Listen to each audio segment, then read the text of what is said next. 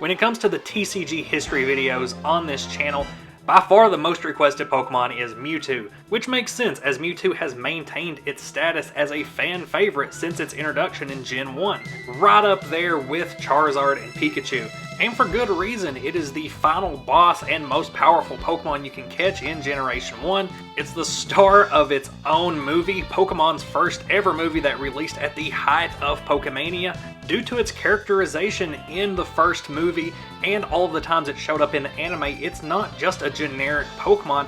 Mewtwo is its own character, with an interesting backstory and engaging motivations. Hell, Mewtwo has more character depth and a better story arc than any of the main characters in the Pokemon series. With this maintained popularity in mind, how does it translate to the TCG? Does this popularity get abused like we've seen with other Pokemon? Looking at you, Charizard. Let's find out. Starting with the very first mainline TCG Mewtwo card printed in base set. Regulars of the channel will recognize this card from my recurring joke deck, which is Mulligan Mewtwo, a real recurring archetype in which you have one Mewtwo and 59 psychic energy in a deck.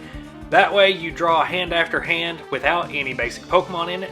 Your opponent has the option to draw an extra card every time you do a mulligan. If they take the bait and draw those extra cards, that's going to mill down their deck just a little bit. And once you have that Mewtwo out there, you're just going to use Barrier over and over again. Every single turn, you're just going to attach a Psychic Energy, use Barrier, discard a Psychic Energy, and that's the entire game. You just do that over and over again. And unless your opponent has a way to knock you out turn one, they can't do anything to you because Barrier prevents all effects of attacks, including damage, including special conditions. They can't use Gust of Wind on you to end the effect of Barrier because you don't have any Pokemon on your bench. As long as you keep up this gameplay loop, eventually your opponent's going to run out of cards before you do and you win the game. And this card was never officially banned, so unless the tournament organizer specifically said you can't use Mulligan Mewtwo, then you could just stroll into a tournament and completely stall win everyone there with this card. The most straightforward way to beat this Mewtwo was to just hit it with energy removals. But if your opponent isn't ready for what type of deck they're about to play, you can easily stack a bunch of Psychic Energy on here before you start using Barrier and before Mewtwo gets knocked out so that your opponent's energy removals aren't going to mean as much. With the release of the Rocket set, we also got Pokemon that could inflict special conditions from the bench without attacking, which could easily destroy a Mulligan Mewtwo deck. And then even later, in sets like Neo Genesis, we got cards that could inflict damage without attacking and had attacks that could just ignore the effects of Barrier altogether. So while it can seem like an unbeatable strategy to an inexperienced player, anyone that had played against this deck more than once knew how to handle it and knew how to beat it right off the bat. The next Mewtwo card released is very much the opposite, where at first glance it may not seem like much, but for experienced players you know that this card is extremely difficult to deal with. Blackstar Promo Mewtwo was originally released as one of 4 promotional cards you could get when you bought a ticket for Pokemon the First movie, and it would have that holofoil stamp in the top right corner that said Pokemon the First movie. The second release version features artwork that most people are more familiar with, as this is the home release version that would come with the VHS when you purchased the movie. Although it was meant as a promotional card, this is a 70 HP basic Pokemon that could set itself up for turn 2 Psyburns that dealt 40 damage. In base Fossil, it was very easy to get those 2 Psychic Energy into your discard because there were so many trainer cards that discarded from your hand, like Computer Search or Item Finder, and 40 damage on turn 2 with no drawbacks is pretty amazing, and so this card quickly found its way into a lot of Haymaker decks as a counter to other Haymaker decks that relied on Hitmonchan, which was weak to Psychic. It was fast, efficient, versatile, and powerful, making it easily my favorite competitive card from the base Fossil era. The next Mewtwo is this Japanese exclusive promo from the Best Song Collection, a CD released with a bunch of music from the anime. Included with that CD were a bunch of really great promos. Most of these promos should seem familiar as they were basically reprinted in English one for one, but not this Mewtwo, probably because its artwork had already been used for that Pokemon the First Movie promo, and it would be confusing to have two cards with mirrored artwork. So when it was released by Wizards of the Coast as an English Black Star promo, it had new artwork. The card does have two very interesting attacks, but it's left at just that, an interesting card, as either of its attacks can be accomplished by other cards much more efficiently.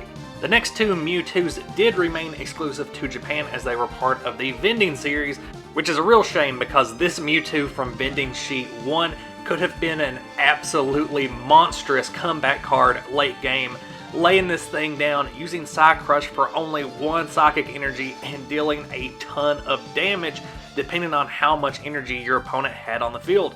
I mean, this is an 80 HP basic that you can surprise drop and attack for Psy Crush before your opponent can do anything about it. The effectiveness of Psy Crush will go down as you're knocking out Pokemon, sending more energy to the discard, but that's why you have a secondary attack that can deal 50 for 3 off of a basic Pokemon. That's pretty damn good. The Mewtwo from Vending Sheet 3, though not as good as the one from Vending Sheet 1, could have still been a game changer as it's an 80 HP basic that has its own version of Hyper Beam, and when it's about to be knocked out, you could just use Complete Recovery as a great stall tactic.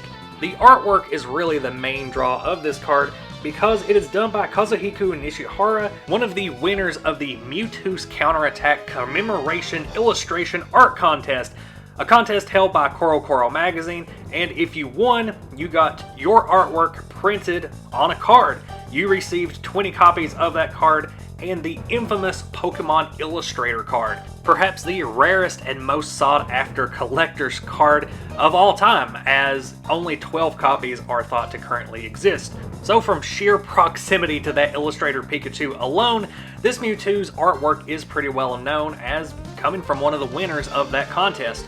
Although it was reprinted in Vending series, so it's nowhere near as valuable or rare as that Illustrator Pikachu card. In further promotion for Pokemon the First Movie in Japan, we got Mewtwo Strikes Back, featuring Mewtwo, Mew, and Pikachu. This card's artwork getting in on that shocked Pikachu meme way ahead of its time. And it was printed as a jumbo card. You notice there where the sit symbol will normally be, you see the Coro Magazine logo because it was released in Coro Magazine. Very cool card to have. Had this card been legal for play, it would have been a setup machine. Just look at Light of Awakening as a Pokemon power. Oh hey, yeah, you know every Pokemon that you need for setup? Just go ahead, pull them straight out of your deck and put them in your hand, no problem. Most of these jumbo promotional cards had ridiculous effects like that, which is kind of the appeal of them. The next Mewtwo is another iconic one, and that is Rocket's Mewtwo from Gym Challenge. It was the first Pokemon card to feature 3 attacks, and because of that, the art window is actually shortened a little bit, that way you can fit all the text under it. With Rocket's Mewtwo, we got a beefed up Psyburn attack. Unfortunately, unlike that Black Star promo Mewtwo that used Psyburn, Rocket's Mewtwo has no form of energy acceleration, so getting those 4 energy for the 60 damage really wasn't worth it. And what you ended up with was a card with 3 attacks that weren't all that useful. Typically when it would see play, it would just be as a support card for Sabrina's Alakazam. That way Sabrina's Alakazam could get access to all 3 of Rocket Mewtwo's attacks with its Psylink Pokemon power. Rocket's Mewtwo would see reprint in the Wizards of the Coast Best of Game promo series, where the regular size card would receive a full card reverse holo effect to contrast the non-holo jumbo card. Another jumbo Mewtwo. This Mewtwo is, in my opinion, the coolest Mewtwo card to ever see print. It is great Rocket's Mewtwo. This card was released as part of the Celebi Game Boy Advance Special Edition as a tie-in to the sequel Pokemon TCG card game, Here Comes Team Great Rocket or Team GR. Because that game was and is a Japan-only exclusive, so is this card. It's a holographic promo card with some pretty great artwork, great theme, great mood, and it's unique in that it's the only GR card printed. It's also an amazing card competitively, although there is a line at the bottom of the card stating that it is not tournament legal. Still, I love everything about this card. If this card had been tournament legal, it would have been in every single Rocket deck, as its Pokemon power can basically give free plus powers to any of your dark Pokemon attacking, and its dark amplification attack could deal anywhere between 20 and 120 damage depending on setup and coin flips. Off of 2 basic energy, that is more busted than Genesis Sneasel, and Sneasel got banned. So yeah, it was not tournament legal for a reason. Now, I've not been able to play the Game Boy trading card game sequel, so I don't know if this card actually shows up in game or not. Someone will have to let me know down in the comments. As we move into the Generation 2 era of the TCG, we get Shining Mewtwo from Neo Destiny, and this is an absolutely beautiful card. All of the Shining cards had beautiful holographic effects, but unlike the majority of Shining cards, Shining Mewtwo is actually kinda feasible for a deck. If you were already running a Psychic Lightning deck, then Reflect Shield could be a really great stall tactic. Likewise, if you're already running a Psychic Fire deck, then Psyburst could be a really great late game attack. However, neither one of these are great, and they might actually just slow down a deck rather than help it in either of these ways, so the Shining cards are really just for collectors, not really for play. Expedition Mewtwo is a pretty solid Psychic type attacker, nothing too spectacular here, aside from the artwork where Mewtwo is clearly channeling Aurora Monroe. With yet another Japanese exclusive card, we have the P Promo Mewtwo, which was part of the Pokemon Happy Adventure Rally 2002, in which you could travel around to different locations to obtain 6 different promos. Mewtwo was given out at the Shinagawa station. The other 5 promos were Entei, Lugia, Celebi, Pichu, and Pikachu, and each of them had a Pokemon power that would benefit one of the other cards. In this case, Mewtwo is benefited by also having an Entei on your bench, so it would be optimal to have all 6 promos in play, that way you can get the benefits of all 6 Pokemon powers. Sliding on into the EX era, we have the very first Mewtwo EX, which is basically just a buffed version of that original Black Star promo, with Mewtwo EX sharing the exact 2 attacks as that Black Star promo Mewtwo, but this time Cyburn deals 60 instead of 40, and Mewtwo has 100 HP instead of 70. At the time of its release, this was a pretty powerful card, but in the context of the entire Ruby and Sapphire format, this was not a very capable EX card. It is worth noting though that the CG artwork used for this card looks almost identical to the model used for Mewtwo in Smash Bros. Melee. I couldn't find any confirmation that this artwork was based on that model, so who knows. The next Mewtwo printed was also a Mewtwo EX that was a reworking of another pre-existing Mewtwo card. Rocket's Mewtwo EX from the set EX Team Rocket Returns is basically just a reprint of Rocket's Mewtwo from Gym Challenge. The Juxtapose attack has been renamed and reworked a little bit into Darkness Switch, and if this card did see play, it was just for that Darkness Switch so that Mewtwo EX could sponge some damage and then potentially throw it right back at your opponent. This card suffers from the same kind of things as the original Rocket's Mewtwo, in that its second and third attacks just cost too much energy for what you will be getting out of them, and there were just better options in other EX cards. With Delta Species, we got a Mewtwo that was a Steel and Fire type. This Mewtwo gets that energy synergy back, as you can drop it from your hand, transfer a bunch of energy to it, swap it into the active position, and get off a decent attack. So it's a great card for beginners, as it does have a great utilization of a Pokemon power and an attack.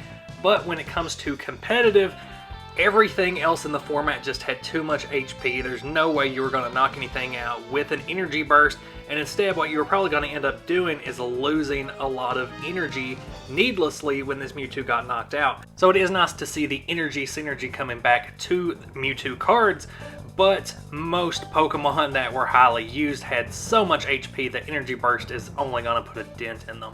Holland Phantoms included another Delta Species Mewtwo. This time it's a Lightning type, and much like the one we previously discussed, it does have some strategic value, but overall it wasn't just a highly usable card.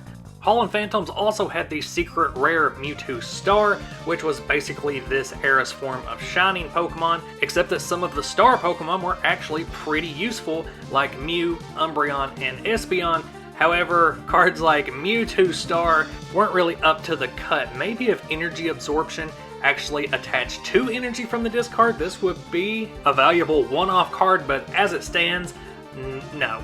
Getting back to Japanese exclusive promos, this is Striking Back Mewtwo, which was included in the 10th movie commemorative set, a special set of cards featuring Pokemon that appeared in the 10 movies that had been released at that point, and each was given a special name that reflected the movie they were in. Because Mewtwo was the star of Pokemon the first movie, Mewtwo Strikes Back, we got Striking Back Mewtwo. Because it was part of a promotional product, it's mainly here to look pretty, though both of its attacks do a really good job of depicting what a Mewtwo card is generally like. There's not much to talk about here competitively. Yet another callback to that Black Star promo Mewtwo in Diamond and Pearl Majestic Dawn. We've got that energy absorption and the Psyburn attack.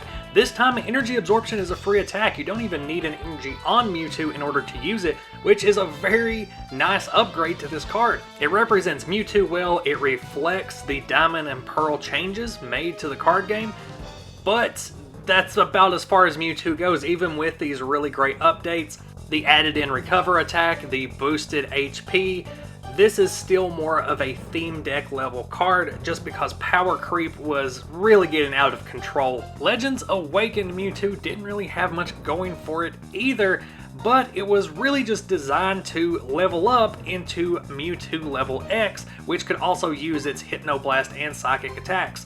Theoretically, Mewtwo level X could have been an amazing card because of its Psy Barrier Pokebody, which prevents all effects of attacks, including damage, done to it by unevolved Pokemon. In reality, that Pokebody was absolutely useless because every single top deck in format had evolved Pokemon and were based around evolved Pokemon like Flygon, Gyarados, Infernape, Empoleon, Gardevoir, Gengar, Beedrill. Diamond and Pearl was basically the golden era for Stage 1 and Stage 2 Pokemon in the TCG. Sorry Mewtwo Level X, you were just released at the wrong time. And then you get followed up by Pokemon Rumble Mewtwo. Pokemon Rumble was basically just an entire throwaway set. Right back to exclusive promos. This one was awarded at the Battle Carnival 2011. This is a jumbo card, but I don't own one, so I can't do a cutaway for it. The attack on this card does deal 1000 damage, but the flavor text below it isn't actually a card effect. It says, Mewtwo and Pikachu's test of strength. The pair's battle has everyone riveted. Now we start moving into the shameless era of the TCG, which continues to this day, but started towards the end of the black and white sets and definitely well into the X and Y sets. It was in full force, where every card had a rare version, a secret rare version, a super secret rare variant version. You know what I'm talking about. But more importantly, this saw the return of Mewtwo to the main stage of the competitive scene. Mewtwo EX from Next Destinies was a competitive monster. I had switched to playing exclusively on Pokemon Trading Card Game Online around this time, and I can say that about 50% of the matches, while this card was legal, you were going to be up against a Mewtwo EX for your opponent's starting Pokemon. Didn't matter what the deck was, this is a basic with 170 HP and it's splashable. Its X-Ball attack was going to be dealing at least 40 damage your first turn attacking. If your opponent is setting up their active Pokemon, that's going to be at least 60. It was hard to deal with right out of the gate, especially since if you didn't have a way to deal with it immediately, your opponent was going to be able to set up their entire game behind this Mewtwo. It was almost always the go-to no-brainer for a game. Really, the only thing that could threaten it on turn 1 was another Mewtwo EX, and then you just traded blows until one of you were knocked out. In the Heart Gold Soul Silver On format, Mewtwo EX was in about half of all Top Cut decks. Jump ahead 2 rotations to the Next Destinies On format, it was still in over a quarter of Top Cut decks. Even into Mewtwo's 4th legal format, Mewtwo EX was still a popular card. with around 15 or 16% of top cut decks using it. And good lord, did I hate the boundaries crossed onward format. Fuck Seismitoad EX, fuck Shaman EX. Just let a guy enjoy his fairy box build. Mewtwo EX also started the Mewtwo train for every single Mewtwo card that came out to get multiple versions, multiple printings. It had the normal holofoil version, it had a full art version from that set. Later on, it was reprinted for a Mewtwo EX10 as a Black Star promo, and then the promo art was used for the Beams promo reprint. That being said, the legendary Treasures Mewtwo only got this one regular print, but it wasn't really hyped up to be anything either. But then we have the X and Y Black Star promo Mewtwo, who was created solely to be included in the Mega Mewtwo Premium Collection box, which, as you may have guessed, included the new Mewtwo EXs and Mega Mewtwo EXs. In the Breakthrough set, we got a Mewtwo EX, the new Shatter Shot, and Damage Change. Damage Change is a nice callback to the Juxtapose attack on Rocket's Mewtwo from Gym Challenge. And this could be a pretty formidable combo of attacks, especially if you can knock out your opponent's Pokemon with Shatter Shot, then one of their fresh Pokemon comes off the bench, and then you can use Damage Change and basically send all of your damage counters over to your opponent's damageless Pokemon, and you're really just healing yourself. As you've seen on screen here, this version of Mewtwo EX got 4 prints. The other Mewtwo EX that was printed in Breakthrough had 5 different versions, 5 different prints. This Mewtwo knew Photon Wave and Cyburn, yet another callback to that original Black Star promo. This Mewtwo EX was more for the conservative defensive playstyle. It was the weaker of the Mewtwo EXs, but it was splashable because Photon Wave could be used for 2 colorless energy, which was very important for Mega evolving into Mega Mewtwo Y, which was a splashable Mega. Psychic Infinity was a crazily efficient attack with really high damage output potential for only 2 colorless energy, so like I said, this could be put into any deck. Unlike Mega Mewtwo X, which had a higher, more specific energy cost, so you would really have to build your entire deck around this thing almost.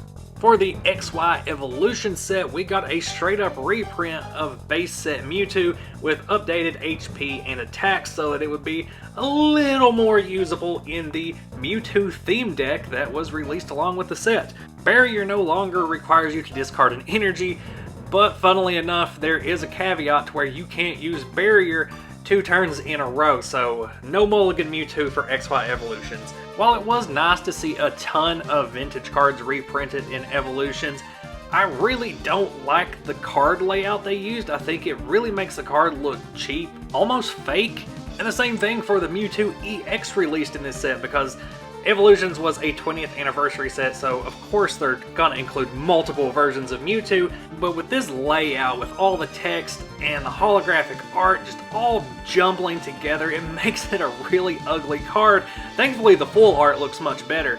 The Sun and Moon promo Mewtwo was used to sell blister packs that also included an enamel pin of Mewtwo, and after that brief stop, let's climb right back aboard that Mewtwo train with all these different versions of Mewtwo GX from Shining Legends. You got your full art, you got your rainbow rare full art, you got your shiny full art, you got your regular version, but also a secret rare alternate art version with art by Mitsuhiro Arita. Also, I don't know if you've heard, but Mewtwo is about to be in that Detective Pikachu movie, and so we need a Detective Pikachu promo, and we need a brand new Mewtwo GX promo. Gotta sell those case files and premium collections. Don't forget your jumbo version! Unbroken Bonds had a regular print Mewtwo which was reprinted as a Black Star promo. It was a decent utility card, but just couldn't even get close to the level of something like a Tapu Lele GX. When it comes to tag team cards like Mewtwo and Mew GX from Unified Minds, they typically put a bad taste in my mouth. I don't really like these overpowered cards that cost 3 prizes, but Mewtwo and Mew GX is different. I actually really like this card because it brought a lot of variety to the TCG, which had become extremely stale. Zoroark was everywhere, and when you weren't up against that card, you were up against the Reshiram Charizard tag team because Welder made it so easy to use. But with the Mewtwo and Mew Tag Team GX, you could put whatever GX Pokemon you want in your discard, and you suddenly have this huge pool of attacks to choose from. Depending on what GX Pokemon you get onto your bench or into your discard, your strategy can change on a turn-by-turn basis. For your opponent, it's adapt or die when you're facing off against this deck. Here are just some of the cards that were commonly paired with Mewtwo and Mew GX, each serving a different function for the deck, be it energy acceleration, draw power, key counters to other big archetypes, sniping attacks, high damage attacks. Each card worked with one another in order to provide a next level strategy for any Mewtwo and Mew GX deck, and like I said earlier, it's hard for your opponent to figure out exactly what your next turn's gonna be like when they don't know how many different GX cards you have in your deck. Beyond that, this type of deck build allows players to use Pokemon that they may have liked but weren't competitively up to snuff. Just looking at these cards here, yeah, some of them were from previous archetypes like Ninetales, but when you look at cards like Noivern GX or Altaria GX, this is a format after Double Dragon Energy had already rotated, so they weren't going to be seeing all that much use. But then the playstyle of this deck allows you to utilize them in conjunction with one another, as well as a bunch of other GX Pokemon. Just the variety itself is enough to get excited about, especially when a format gets so stale. A stale format is a bad format until a deck like this comes along and kind of revives it. I guess I should also mention that there are 5 different versions of this card. Go figure. Another Mewtwo GX was released in Hidden Fates, but this time there's not a lot going on with it. It's a pretty bad GX card, to be honest.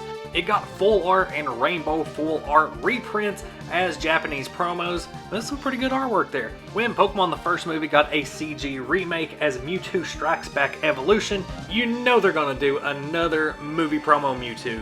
Thus, we have the full art armored Mewtwo with the updated design of the Giovanni armor that Mewtwo has in Mewtwo Strikes Back Evolution. The Japanese version has the logo for the movie down in the bottom right hand side of the card and came with a commemorative Mewtwo disc. Sword and Shield has been pretty quiet on the Mewtwo front so far. As far as I know, there aren't any upcoming cards featuring Mewtwo in the Sword and Shield era, but I'm sure it's only a matter of time before we get a Mewtwo V. Hope you've enjoyed this look at all of the Mewtwo cards released in the mainline TCG up until this point. If I missed any Mewtwo's, let me know down in the comments. Also, let me know what your favorite Mewtwo cards are. Fill me in on your experiences using Mewtwo's in decks. Stay tuned to the channel for more vintage Pokemon TCG content, including more TCG history videos like this one. Until next time, bye!